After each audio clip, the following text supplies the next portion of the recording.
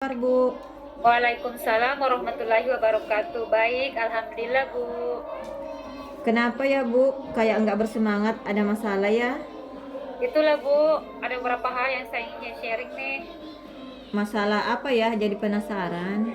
Ini Bu, sebenarnya saya punya masalah mengajar di kelas saya, itu di kelas 4. Ada apa dengan anak-anak di kelas Ibu? Murid-murid di kelas saya di kelas 4 itu sepertinya kurang bersemangat Bu dan kurang antusias mengikuti pelajaran IPAS. Jika saya menjelaskan materi, mereka kurang fokus, nggak ada feedback. Juga jika saya melantarkan beberapa pertanyaan, bahkan mereka ada yang bercerita sambil bermain-main, tertawa. Saya jadi sebel Bu, apalagi setelah mereka ulang harian, nilainya sebagian rendah Bu. Oh begitu, jadi Ibu ingin gimana caranya supaya anak kelas 4 itu bisa fokus belajar dan mempunyai motivasi yang tinggi untuk belajar IPAS. Begitu kan Bu? Betul Bu, itulah yang membuat saya beberapa hari ini galau dan kepala jadi pening Bu. Oh jadi itu yang membuat Ibu pening. Tenanglah Bu. Kira-kira menurut Ibu kenapa ya respon mereka seperti itu? Mengapa mereka kurang antusias sehingga motivasinya rendah untuk belajar IPAS? Menurut saya, sebagian murid saya itu Bu, memang malas belajar Bu. Mereka lebih suka berada di zona nyaman. Banyak bermain game, nongkrong sama teman-temannya. Mereka itu rada-rada kurang spirit dan semangat untuk memahami materi yang saya ajarkan. Pokoknya cuek deh Bu. Kalau begitu dari skala 1 hingga 10 kira-kira di mana posisi Ibu sekarang untuk mencapai tujuan yang diharapkan? Masih minim Bu. Kira-kira sepertinya masih berada di posisi 5, di angka 5. Apa kekuatan Ibu dalam mencapai tujuan tersebut? Kira-kira apa ya? Anak SD kelas 4 itu kurang motivasinya kan selama pembelajaran IPAS. Biasanya ibu menggunakan media apa saja selama proses pembelajaran? Saya menggunakan buku paket Bu. Oh, yang buku siswa itu maksudnya. Iya Bu, malah bukunya per murid, sehingga mereka seharusnya lebih fokus karena tidak berbagi sama temannya. Selain itu media apa lagi? Saya juga menggunakan LKPD supaya mereka lebih aktif dalam berdiskusi dengan teman kelompoknya. Lalu metode apa yang ibu gunakan selama pembelajaran? Ada beberapa Bu, saya variasikan saja sesuai dengan materi dan tujuan pembelajaran yang akan dicapai. Misalnya diskusi, tanya jawab, dan praktikum. Ini salah satu bentuk kekuatan ibu yang sudah miliki. Dengan penggunaan metode yang bervariasi itu sudah sangat bagus, Bu. Menurut ibu, adakah cara lain supaya mereka tertarik belajar agar motivasinya lebih tinggi lagi dari kemarin-kemarin? Mungkin saya harus lebih inovatif dan kreatif ya Bu, misalnya menggunakan beberapa media interaktif, menggunakan LCD dengan membuat PPT. Di kelas ibu ada proyektor? Tidak. Gak ada Bu, Wah, akan tetapi saya bisa meminjam sama operator sekolah di sekolah Bu. wah bagus itu Bu. Terus media lainnya apa lagi?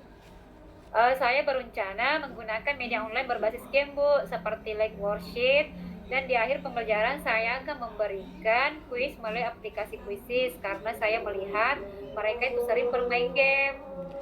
Itu sungguh luar biasa Bu. Penggunaan berbagai media interaktif akan membuat murid kelas 4 lebih bersemangat. Kira-kira dengan ide ibu itu apakah dapat membuat antusiasme murid semakin tinggi? Menurut saya, hal tersebut bisa memotivasi murid, Bu, karena kita seharusnya mengajar sesuai kodrat alam dan kodrat zaman, kan, Bu. Lagian, anak zaman sekarang itu tidak pernah lepas dari gadgetnya.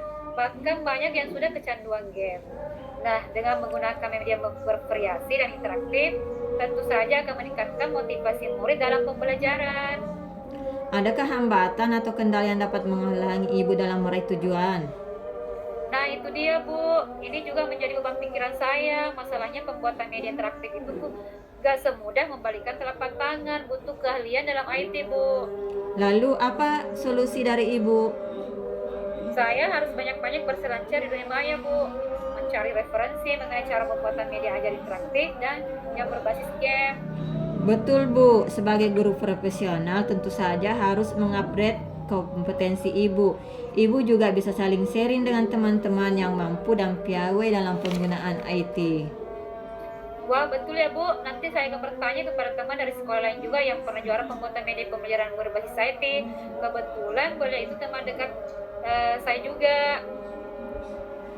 Baguslah kalau begitu, Bu.